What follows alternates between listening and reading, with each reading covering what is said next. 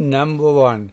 Normal basal criteria like size, shape and position. Normal invascularization. Naming of all detailed anatomical structures.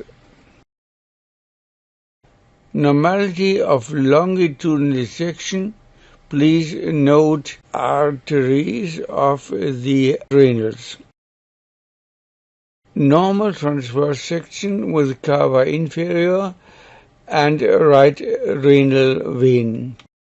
Slightly variant transverse sections with the aorta and right renal artery. Upper part of the organ is victim of perfusion loss as demonstrated easily in bubble technology. Normality again in AVS left. Please note psoas muscle and motion of organs. Topographic anatomy and normality seen from a front view. Topographic anatomy and normality seen from a dorsal view. Kidney axes nearer to each other in cranial than in caudate area. 11. Anatomy.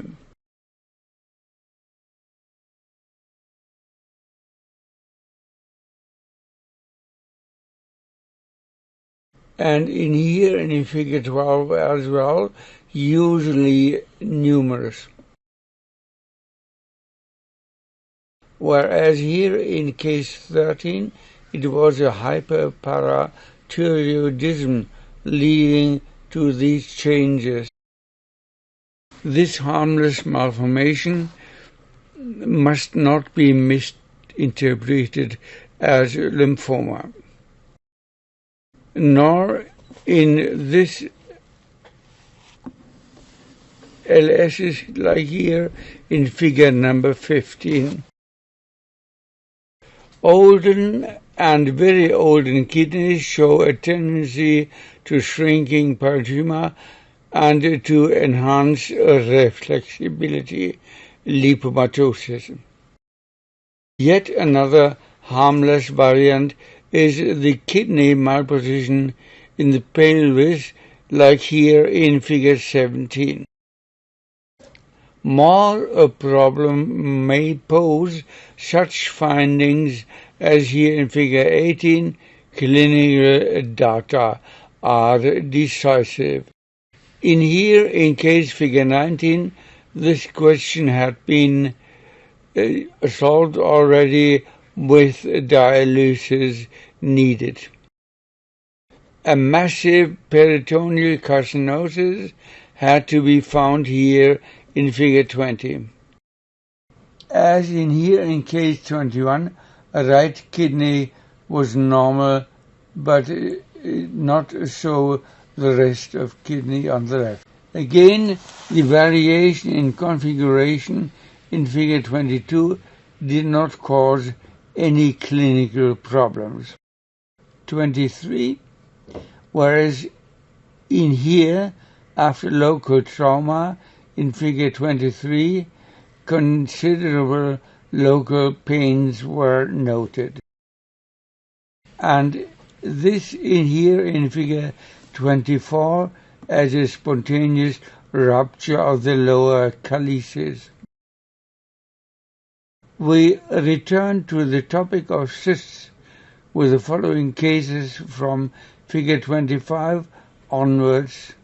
They usually are without clinical relevance as, so to say, ultrasonic defective appearance. This can compromise more or less all of the kidney in the sense of cystic kidneys, like in figure 26. 27. Symptomless cysts of upper kidney pole. In figure 28, the same case as before. Swelling of the organ, accentuated outlining of the calyces, as here in figure 29, are a typical signs of inflammation. Kidney participation in septical disease in figure 30, salmonella sepsis. After a riding accident, horse kick, this operation in figure 31 saved the kidney. This advanced kidney cancer in figure 32 opens the series of similar cases.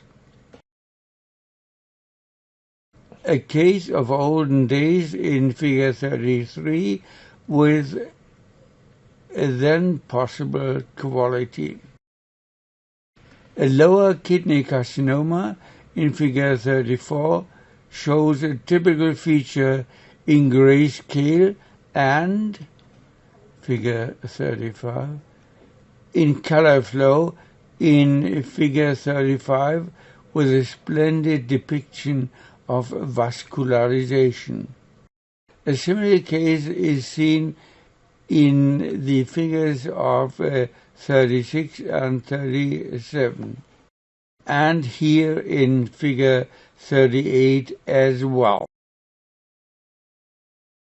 This benign tumor in figure 39 needs some sort of surveillance only. With this figure 40, we open the field of lithiasis and obstruction. And in this case, in figure 41, there is immediately the example of a long-standing urinary obstruction in the sense of a hydronephrosis. Whereas in figure 42, it is a real stone mass in a small kidney. A first degree out of 3 possible degrees distension is seen here in figure 43. Repeatedly found and not so seldom is another myelopoma in figure 44. These two cases in figures 45 and 46 show marked parenchymal reduction, indicating the obstruction to be longer standing, months or years, and giving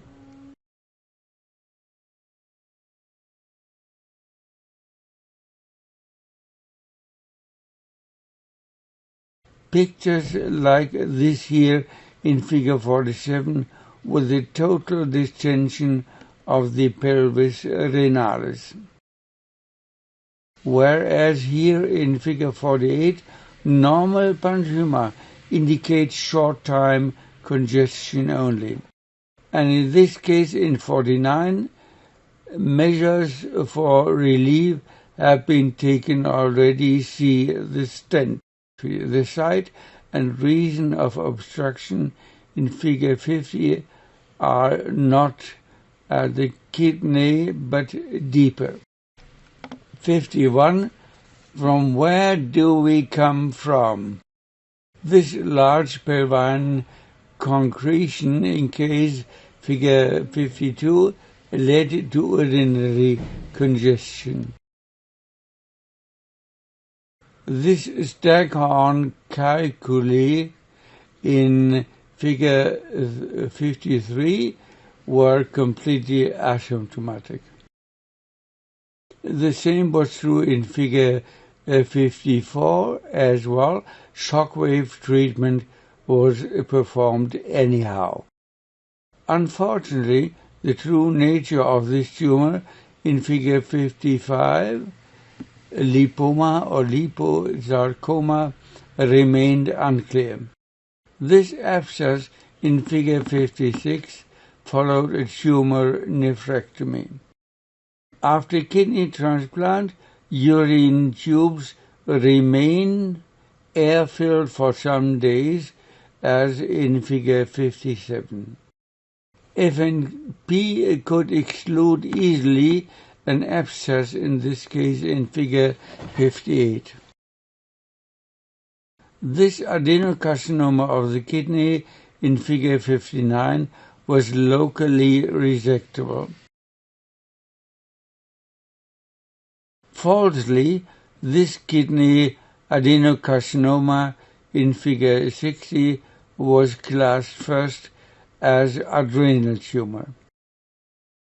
An intestinal loop adjacent to the bladder in figure 61 as participation in inflammatory bowel disease.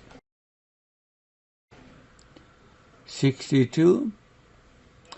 This somewhat discrete finding in figure 62 needs intervention.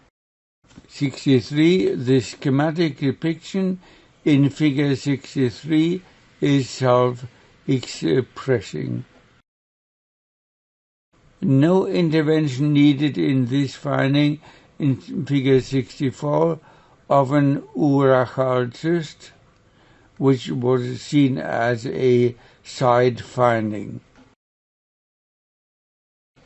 This scheme demonstrates in more or less self-explaining details the facts. This interesting finding in figure 66 was without actuarial clinical consequences. In the course of an acute pancreatitis in case 67, this effusion was noted. A rather frequent finding is shown here, diverticular in figure 68, and of varying clinical importance.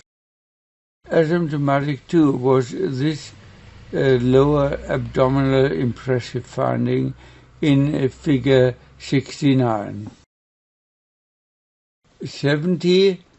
Careful observation is, as always, especially needed in these findings with variable clinical conclusions too. This simple formula in figure 71 gives a nice hint for volume estimation. In this very old patient in figure 72, it was unneeded with the nearer infos on prostate volume. This finding in figure 73 had no other consequences than yearly controls. Sometimes a diagnosis can be clear in few moments, as in figure 74. A birenal carcinoma was described in this case in figure 75 in the end. Hematoma inside this adrenal tumor in figure 76 were responsible of its scattered appearance. Maybe some diaphragma invasibility had taken place already here in figure 77.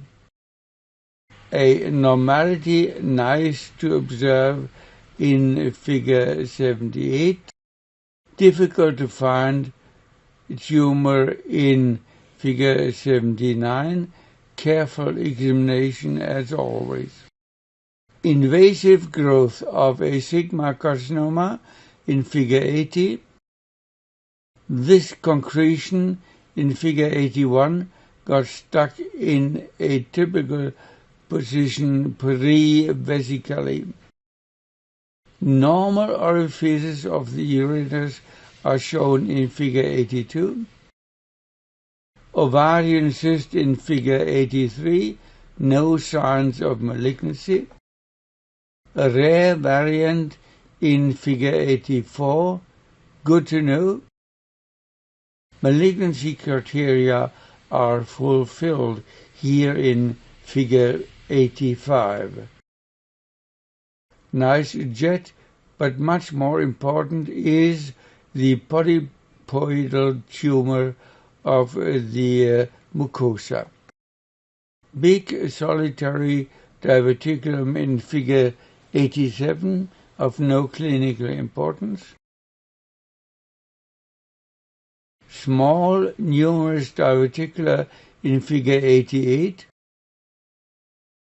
89, probably malignant ascites here in this figure 89. This is a rest after puncture in IBD in figure 90. Again, an easily overseen tumor in figure 91.